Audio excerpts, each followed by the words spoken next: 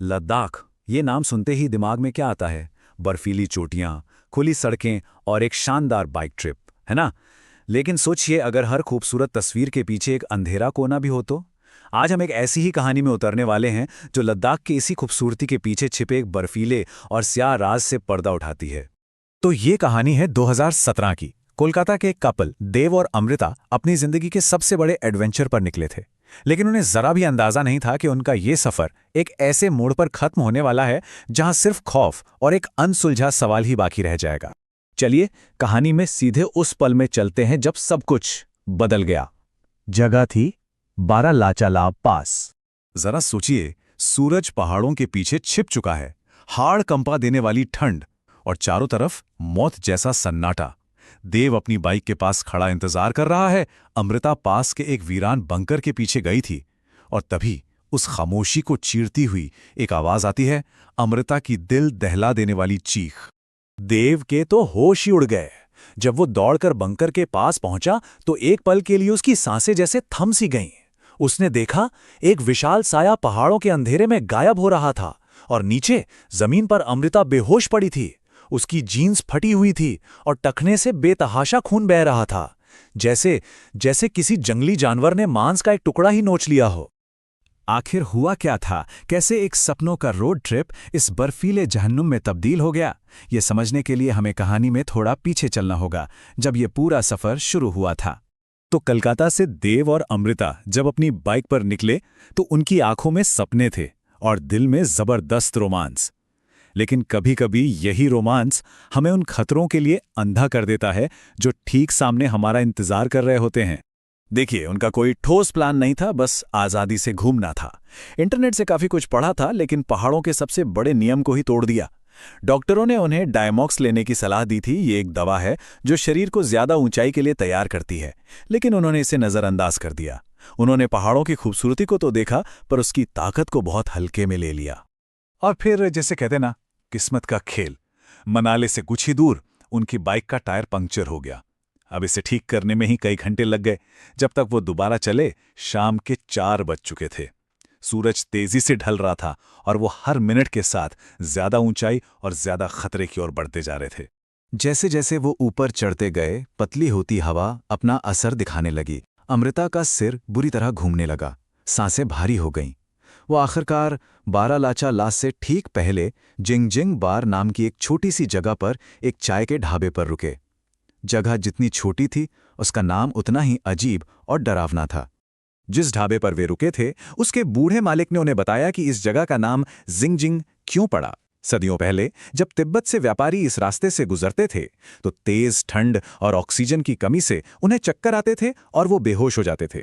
इसी जिंगजिंग यानी चक्कर आने की वजह से कईयों की तो यहां मौत भी हो जाती थी। ढाबे के बूढ़े मालिक ने अमृता का चेहरा देखते ही खतरे को भांप लिया था। उसकी आंखों में सालों का तजुर्बा था। उसने देव से लगभग मिन्नतें की, बेटा रुक जाओ, रात में आगे जाना मौत को दावत देने जैसा है।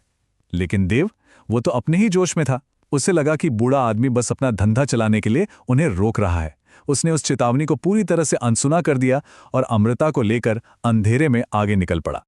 और अब वापस उसी खौफनाक रात में देव किसी तरह घायल अमृता को बाइक पर लादकर वापस उसी ढाबे पर पहुंचा। उसकी आंखों में दहशत और चेहरे पर खून के छींटे देखकर बूढ़े मालिक को कुछ पूछने की जरूरत ही नहीं पड़ी। वो सब समझ गया था। और तब कांपती हुई आवाज में उसने उस वीरान चेक पोस्ट का वो राज खोला जो उन पहाड़ों में सालों से दफन था। बूढ़े आदमी ने बताया कि जिस जगह वो रुके थे वो हमेशा से इतनी वीरान नहीं थी। कारगिल के जंग के बाद वो एक बहुत जरूरी आर्मी चेक पोस्ट हुआ करती थी। दुश्मन पर नजर रखने के लिए सेना ने वहां कड़कड़ाती सर्दियों में भी अपने जवान तैनात करने का फैसला किया था। एक साल नवंबर के महीने में 3 जवानों को वहां पूरी सर्दियों के लिए तैनात किया गया। पर उस साल बर्फबारी ने सारे रिकॉर्ड तोड़ दिए। वो पोस्ट पूरी दुनिया से कट गई। और फिर जनवरी के बीच में एक दिन अचानक रेडियो पर उनकी आवाज आनी बंद हो गई। पूरी तरह खामोशी, सन्नाटा। मार्च में जब बर्फ थोड़ी पिघली और रेस्क्यू टीम वहां पहुंची तो अंदर का मंजर किसी बुरे सपने से भी ज्यादा भयानक था। 2 जवानों की लाशें पड़ी थीं, लेकिन वो कोई सामान्य मौत नहीं थी। उनके जिस्म को बेरहमी से खाया गया था और सबसे ज्यादा चौंकाने वाली बात यह थी कि उनका महीनों का राशन बिल्कुल वैसे का वैसा ही रखा हुआ था। जांच के बाद आर्मी जिस नतीजे पर पहुंची वो किसी की भी रूह कंपाने के लिए काफी है। हमलावर कोई बाहर का नहीं था। उन 3 में से ही एक जवान महीनों के अकेलेपन, भयानक ठंड और ना जाने किस अनजाने खौफ से अपना मानसिक संतुलन खो बैठा था। उसने अपने ही साथियों को मारकर खा लिया और फिर उन बर्फीले पहाड़ों में कहीं गायब हो गया। एक आदमखोर जो शायद आज भी उन्हीं पहाड़ों में कहीं भटक रहा है। देव और अमृता की ये कहानी सिर्फ एक डरावना किस्सा नहीं है, बिल्कुल नहीं। ये उन पहाड़ों की आवाज है जो हर यात्री को, हर बाइकर को एक चेतावनी देती है। तो इस पूरे अनुभव से हमें क्या सबक मिलता है? इन पहाड़ों की खामोशी आखिर हमें क्या सिखाना चाहती है? पहला और सबसे बड़ा सबक, हिमालय आपसे सम्मान मांगता है, बहादुरी का दिखावा नहीं। दूसरा, स्थानीय लोगों की सलाह को कभी नजरअंदाज मत करिए, उनका तजुर्बा किसी भी इंटरनेट गाइड से ज्यादा कीमती होता है। और तीसरा, तैयारी और प्लानिंग कोई बोझ नहीं बल्कि आपकी अपनी जीवन रेखा है, क्योंकि ऊंचाई और अकेलापन इंसान के दिमाग पर ऐसा असर डाल सकते हैं जिसकी हम और आप कल्पना भी नहीं कर सकते।